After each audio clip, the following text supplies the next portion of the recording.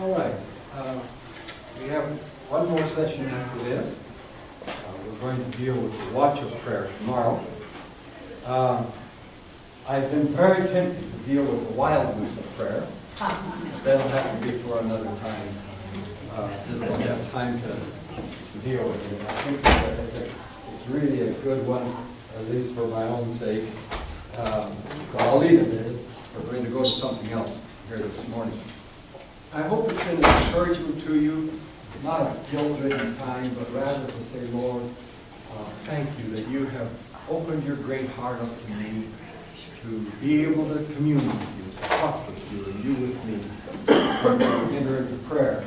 And began to hand things over to him, to truly know what it means that don't fret yourself about tomorrow. He knows how to take care of that. In fact, there's a good philosophy. Charles Schultz, through Peanuts, Charlie Brown, said, I had my philosophy, he said, is I only dread one day at a time. That's where we need to be with that kind of thing. Some of you have heard about my gluten-free diet. My sister got me on it, mainly because I was having a couple different problems, and she said, because she has a son that has celiac disease, and it was probably in the family, but it's just not shown itself, but I was having some problems with my knees and with my ears plugging up. And she said, you need to go on a gluten-free diet. And I knew what a gluten-free diet meant, and I knew what I wasn't going to be able to eat, and I said, no way. Cake, pastas, you know, and a lot of breads, and all different kinds of things that I enjoy eating, and I said, I'm not going to give those things up. And she kept insisting. She said, just try it, and see if it helps you. Well, a lot of faddish things like that, and I thought, you know, but I thought, okay, I'm going to try it. I'm going to get on this thing, and I'm going to try it. Well, interestingly enough, within about 4 days, my problems subsided. Well, I was headed to Papua New Guinea, and they usually write to me and ask, are you on any kind of diet? And I've always been able to write, you know, well, no, I eat anything. And I thought, well, goodness, I just started this gluten-free diet. Maybe I ought to tell them that I'm sticking to this, you know. It's not a matter of life and death, but I'm going to discipline myself with this. And so I wrote to them. I said, I am on a gluten-free diet. I had never spelled gluten before, and it came up misspelled. And so I just hit the first word that was there and sent it. And what I sent was, I'm on a gluten-free diet. Kevin Zirkle wrote back and he said, all of us need to be on that.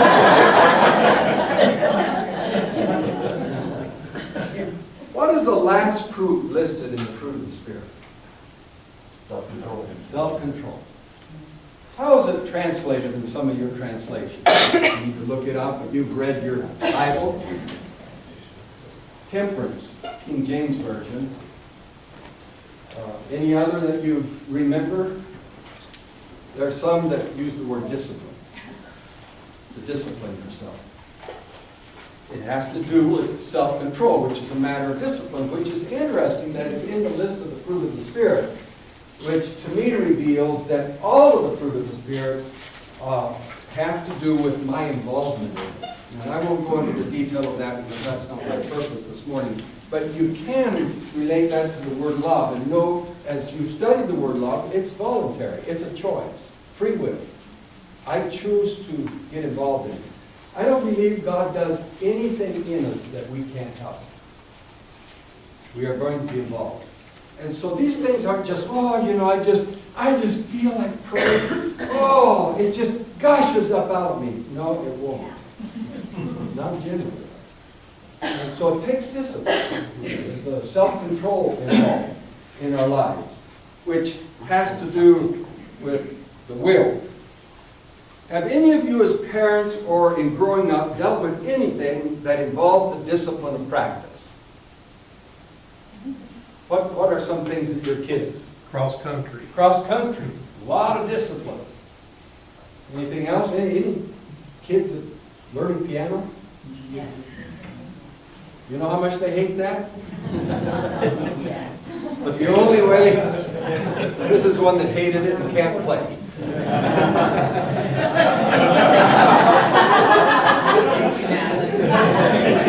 No self-control. So she went out for cross country, you know. Yeah, it ran well. Thank you. For pain. One So mother, why, excuse me, one mother, Linda Chrisman, I'll tell her girls wanted to take piano, and then they'd slack out. So she'd stand there with a fly swatter.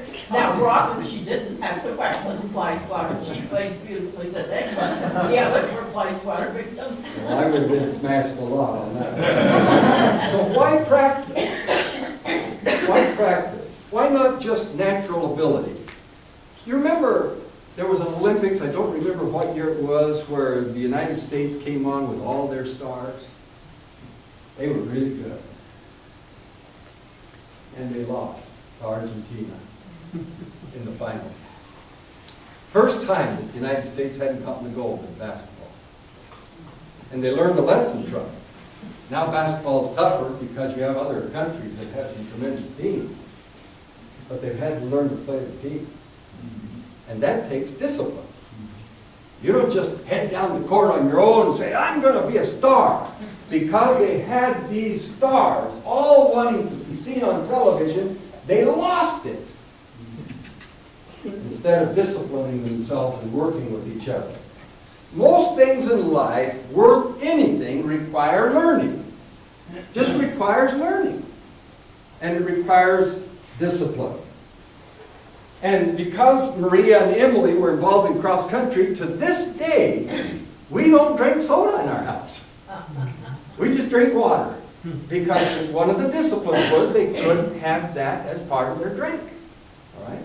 Alcohol was fine, but nothing else. So we really enjoyed life.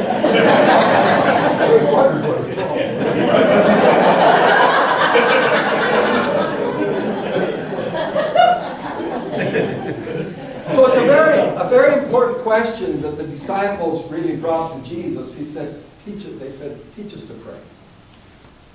Teach us to pray. They realized there was a discipline to it. They realized there was learning involved in this matter. And I won't go into the Lord's Prayer. Get Bruce to do that sometime. He used that at Multnomah Camp, right? So I think it'd be a great study. But what it involves, what you begin to see in this whole matter of prayer, it involves concentration. Like we tell our children, when you're talking to someone, look them in the face. Amen. When you're talking with God, look him in the face. Don't be all distracted with other things. Find that place where you look him in the face.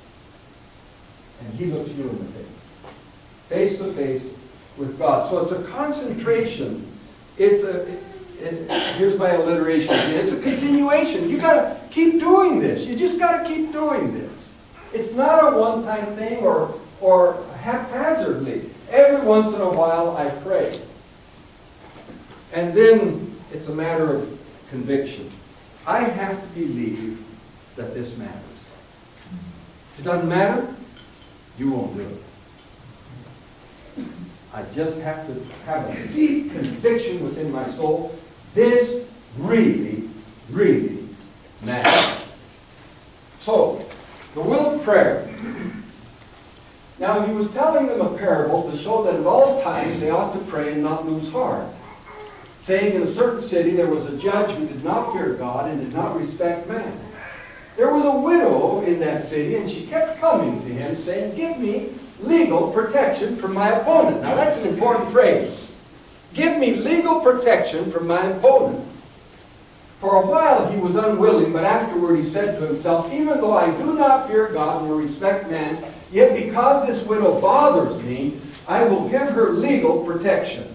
Otherwise, by continually coming, she will wear me out. And the Lord said, hear what the unrighteous judge said.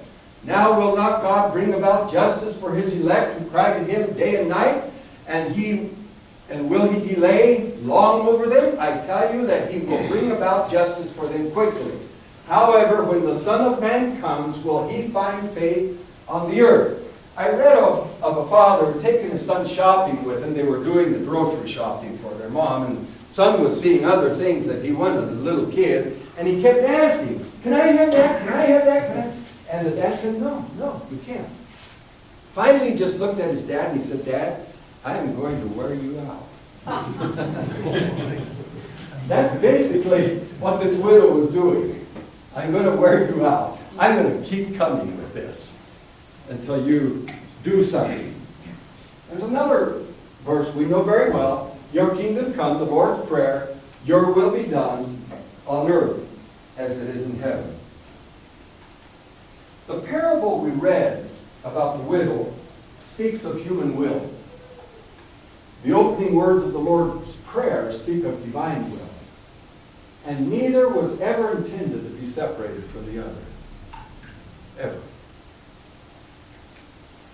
Both are sacred. Both wills are. My will is sacred. Both wills are strong.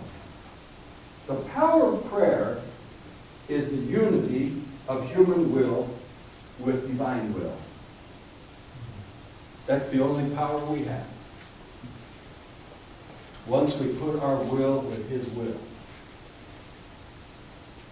The first, which is the human will, speaks of persistence and perseverance on the part of God's people. It's just staying at it. Staying at it. The second, which is divine will, speaks of presence, promise on the part of God's purpose for our lives. God is, if you will, strong-willed. He's very strong-willed. And all indication is that He gives attention to and responds to strong-willed prayers.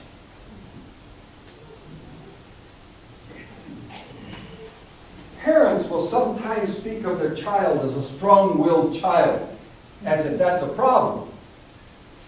What child isn't strong-willed? What human being isn't strong-willed? The problem with our strong will is not our will, but our way.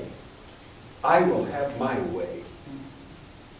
If you can get the will going the right direction, you've got something going. The issue is not its presence, but the path that it's taking. Excuse me. It's much like love. Everyone gives themselves in love, or everyone is in love to something or someone. Everybody is. Even if it's oneself. Because you cannot not love. We are made with love. It's always there as a part of who we are, as created by God. The problem is not lack of love with any soul, but the attention or affection of love. Which way is it taking here? Of Demas, Paul said that he had forsaken them, having love. That's the same Greek word that we use for divine love. We often just define agape as divine love. It isn't just directed toward God. Paul uses the same word. He says he agapes this present world. He has a perfect love for this present world. He has a pure love, a directed love for this present world. He has chosen for this present world. It was sincere, without a mixture kind of love, but totally misplaced. It's amazing to me what people will to do. For the will determine something even if it's nothing. You take a child that's just sitting, doing nothing. He's willed that. And you say, you go and make your bed, you go and do this and go and do that. He has willed to do nothing. And it's a strong will. Amen. The problem, let's see, where am I in this? Let me back up just a hair. No, we're fine. Strong-willed praying simply means to direct it the right way and put everything you have into it. It's sort of like loving the Lord your God with all your heart, soul, mind, and strength.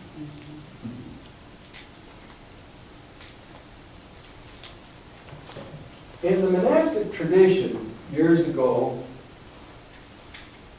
coming from Jean Charles Nolte, from the Noonday Devil, which I thank Kevin for recommending it to me, I follow these guys in their reading. You know, I figure if they're reading that book, I want to read it too. First of all, it gives us a chance to discuss it together, but it gives me some good reading. But what the Desert Fathers, he says, and mothers, prayers used to concern themselves with was what they called acedia, and referred to as the noonday devil, the sluggishness, as he defined it, that prevents one from acting, prevents one from bringing the act to its fulfillment. I suppose if there's anything that we struggle with the most, it's just that. And that is that we get sluggish in all of this. More simply put, it was the sluggishness, the laziness, the non-initiative of the will relating to our deepest way of relating to God and truly affecting the very life of God in us. Now, obviously, the first need is to realign our will. Secondly, we must unite our will with the will of God. Again, we all direct our will somewhere. We're already good at that. When sanctified, it unites with, it connects to a strong-willed God. That holy unity, again, is powerful. It puts you, if you will, on a completely different level. When it comes to our relationship with God, which especially involves prayer, He doesn't remove our will. He masters it. I've used this illustration, but it's not as good as I can get in terms of trying to get a point across. And some of you have heard it. If you have, just act like you haven't. But anyway, I grew up in a cowboy town. And in growing up, I used to watch these cowboys. There was a tree right next to our house. I climbed it when they come in with their cattle. And driving these cattle with their horses. I was always amazed at it. You know, blowing their cow horn and whistling and their whips snapping, and these horses would dart. They darted among these cattle, and it was amazing to watch because it just seemed like the horse was working on its own. But it had an owner on the back. And you couldn't hardly see the owner even move the reins. That horse just seemed to know what to do. But I had also watched these same owners, many of them, who owned horses who were wild. Are horses a who or a that?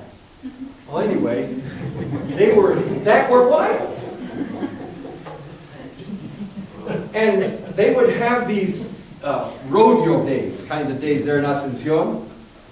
And they'd get on these horses, and I mean, those horses would buck like crazy to try to get them off. And sometimes they would. And then the owner would get right back on, you know. And especially if you're going to tame that horse. But one thing they didn't want to do was break their will. That is, break their spirit. They wanted to redirect that will to their will. They wanted to master it, to bring it to the place where it was under His control. It's interesting that in Spanish, I worked for a fellow when I went down one time for the summer. Well, maybe I was still in high school, and it was a school break, and Dad put me with a guy that was a bricklayer working at Cobija Church. And I had to call him Maestro. That means master. he didn't master me. But he knew his trade so well that he was a master at it. All right? That's the sense in which God works with us. He wants to get a hold of our will, and he is a maestro. He knows what he's doing. He knows how to do it. And if I will submit, if I'll surrender to him, he can work with this and make something out of it. And that's true in prayer as well. When those horses were finally brought to the place where they surrendered to their owner, they were still spirited horses. Now they could learn. They couldn't learn one thing before. They just ate the food given to them, and if you got close, they'd start kicking. It's sort of like church.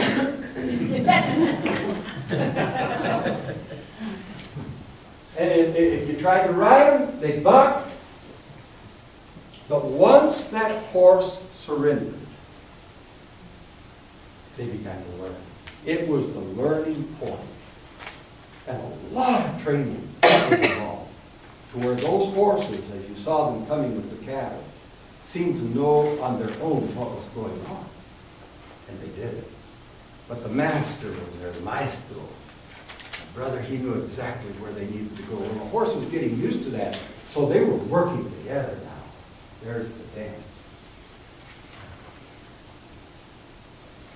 Once your will is submitted to his will, as in not my will be done, your will be done, or your kingdom come, your will be done, we then master it. There comes a place where as he's teaching us, now we become maestros. We're the ones who have learned how to do this. Then and only then will we know the freedom of praying.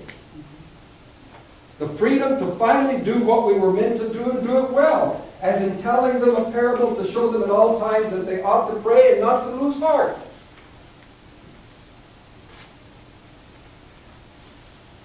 Going back to Jean Charles Dult, he says, we often have an erroneous concept of freedom. We think that freedom is the ability to choose between contraries and therefore the possibility of choosing evil. We think that a transgression is a manifestation of our freedom, but that is not true at all. Let us take a musical comparison. The violinist who practices his exercises for hours acquires little by little a greater master of his instrument.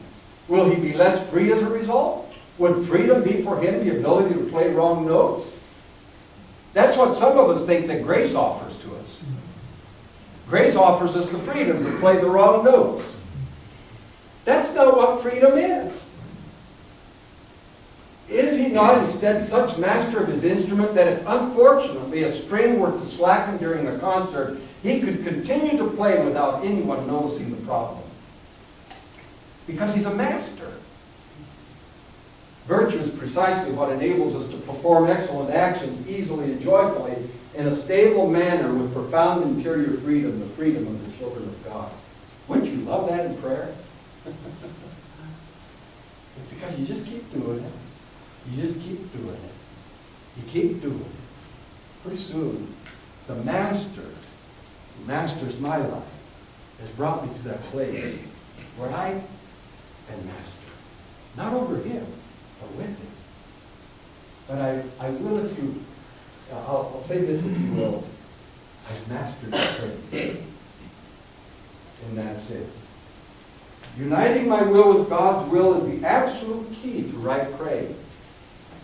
The persistence of the widows coming to the judge was to bring together the one who couldn't with the one who could. Note that the need of the widow was protection. There was a widow in that city, and she kept coming to him saying, give me legal protection from my opponent. When we enter into prayer, we need to remember what our greatest need is. We have an opponent. Right? That's the greatest thing about prayer. In terms of not only our communion with God, but there is an enemy out there. That's why I wish I could deal with the wildness of prayer. As you read the Psalms, as Eugene Peterson brings out, there's an anger involved in a lot of these Psalms. They felt anger against evil. And they would react against it, and the words are strange to us. You know, beating a child's head against the rocks, that kind of thing. And we think, wow, you know, this is awful. Well, he tamed it, as we see with love. That wild ride with anger. But there needs to be an anger against evil. I think one of the problems we face these days is we don't know how evil is. And we're not mad enough. We haven't gotten to the place where this is serious stuff. And I'm going to keep coming and saying, Lord, this world is in a mess. But you died for it. And to pray, your kingdom come. And it's not just a quick, off the top of my head kind of prayer. It's, this is what you prayed. And you taught us to pray this. You're my master, and now I want to master this. So that I'll pray right. And pray for the real concerns around the world. There's an enemy against our souls and against your children's souls. And he's going after them. And I need to find a place, like Sarah spoke of yesterday, where you get down on the floor, whatever you do, and you say, I won't let go. Like her dad prayed for Jonathan. It's good to have Jonathan here, Jonathan Christie. This is my nephew, by the way. He's teaching at IWU. And great, great people. We love them. And his father is the one who Sarah was talking about. By the way, your father gave her permission to tell.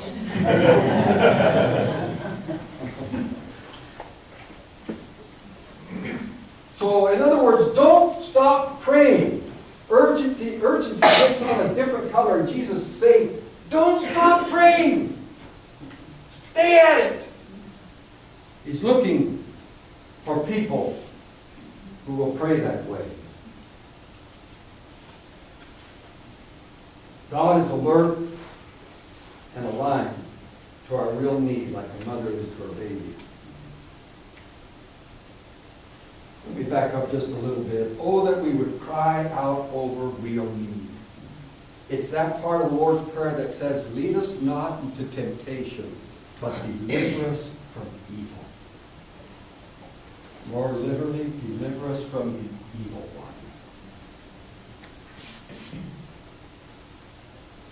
If we don't see that, we will get serious about prayer in terms of the offensive use of prayer. So God is alert and alive to real need, like a mother to her baby, like a baby that needs care. It won't stop crying until it's changed. It won't stop crying until it's covered. It won't stop crying until it's turned. It won't stop crying until it's full. It won't stop crying until it's well. It won't stop crying until it's safe. So we shouldn't stop praying when the need is real.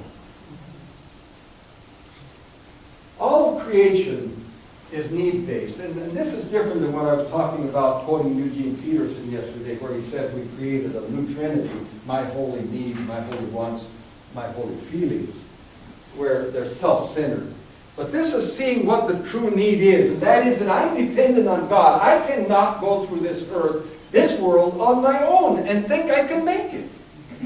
The Creator of our lives seeks to delight us, and we need a provider. He made us that way. I just planted a new tree in my yard. It's one of those, I don't know what they're called. It's a, what is it called, Sarah? Twisted willow. Twisted willow. A little crooked thing. And I have to take care of it. It needs water, and willows need a lot of water. It needs nourishment. Now I'm so extreme on things sometimes that when I think something needs nourishment, I just pour it on. I about killed my grass around all the trees. I did kill my grass. It needs guide ropes.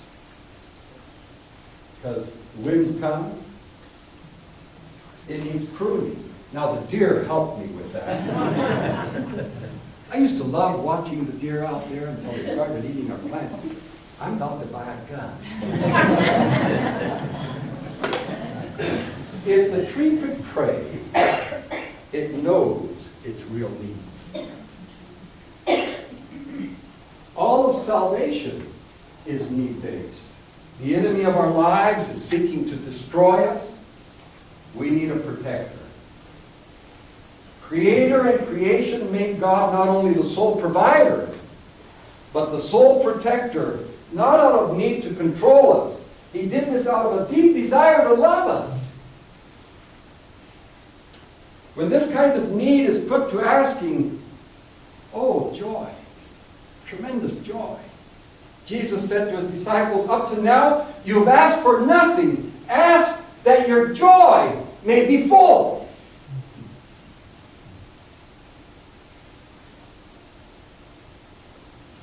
In this, we need to be strong-willed. Don't stop praying. This prayer will pursue like dogs that stay to one thing. You know, this is an interesting thing. If you've been in airports or other places where they have security and they have their dogs sniffing, you know. I saw a documentary on these dogs. Different kinds of dogs, interestingly enough. But what they're looking for in a dog is a dog that won't let go of a stick or its bone. Some dogs, you can give them a stick and they'll hang on to it and play with you, but if you throw another stick, they'll go after it. And they just keep bouncing around the stick. They want a dog that once they've gotten onto a stick, that's what they stay with. You can throw another stick, they stay with this one. They just won't go anywhere else. And so they train them to smell out certain things, and that's all they go after, is that. And that's the way in which we should be in the matter of prayer, to pursue it, to be on the path. We're on it. Stay with it, like dogs that stay to one thing. This prayer will persist. We call this dogged determination in our lives. And there's the will again. In this, God is very strong-willed. He will move for us.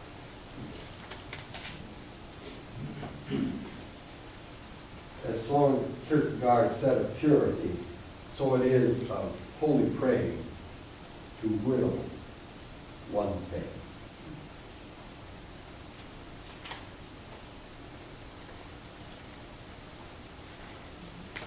I want to read to you. You can look at it with me. In fact, why don't we read this together? I'll lead you in it. John Wesley, Watchman Covenant Prayer. Because this is really where it comes down to. It should in our lives. When it comes to the will. Okay, let me start it and let's read together. I am no longer my own, but I am yours. Put me to what you will. Rank me with whom you will. Put me to doing, put me to suffering. Let me be employed for you